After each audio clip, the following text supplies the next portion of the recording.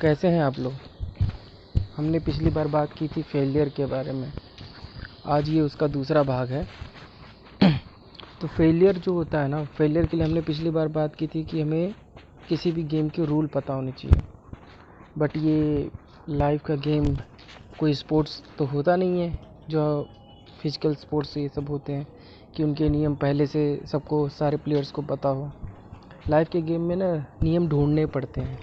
तो ढूंढे कैसे जाते हैं? ट्रायल एंड एरर मेथड से। किसी चीज़ को तुम ट्राई करते हो, एक में रिज़ल्ट आता है, अच्छी बात है।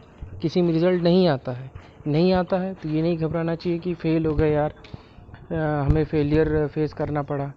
घबराने का नहीं, ये सोचने का कि कोई तो यहाँ नियम काम कर रहा है जो हमें नहीं पता है, हमें वही तो ढूंढना है। फिर हम दूसरी चीज़ अलग स्ट्रेटजी बदल के ट्राई करते हैं। फिर रिज़ल्ट आता है या तो नहीं आता है। अगर नहीं आता है तो फिर ट्राई करते हैं।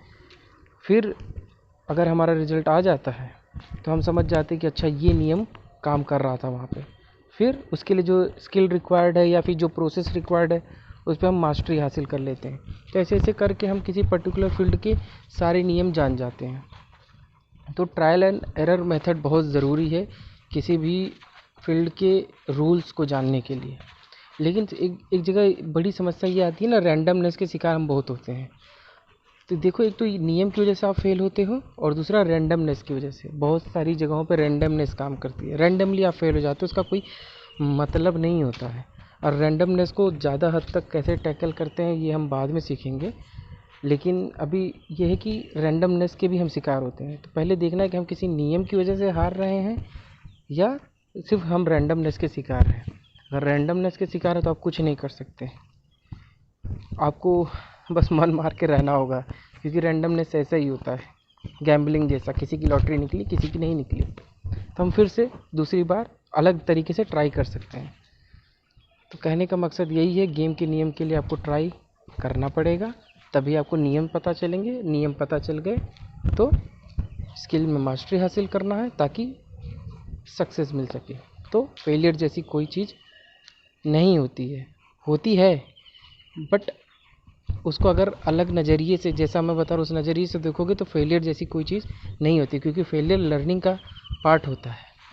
उसको हम एक नेगेटिव टैगलाइन दे के इस्तेमाल करते रहते हैं जिसका बहुत बुरा असर होता है हम पर। लेकिन अगर उसे इस कॉन्सेप्ट से समझें तो ये लर्निंग का पार्ट है। आखिर जो कुछ मैं बता रहा हूँ वो लर्निंग के लिए बहुत ज़रूरी है, कोई नई चीज़ सीखने के लिए। तो ओवरऑल प्रोसेस को फेलियर कहते हैं, लेकिन हमें इतना निगेटिविटी इसके नाम पे हो चुकी है ना कि इसका इस्तेमाल नहीं करना चाहिए। नहीं तो हम डिप्रेस हो सकते हैं, कोई एक्शन नहीं ले सकते। इसलिए जो मैं कह रहा हूँ उसके बारे में सोचिए। फेलियर शब्द का इस्तेमाल करना बंद कर दीजिए। गेम के नियम जानिए और उसके लिए ट्राई एंड एरर मेथड का इस्तेमाल करिए।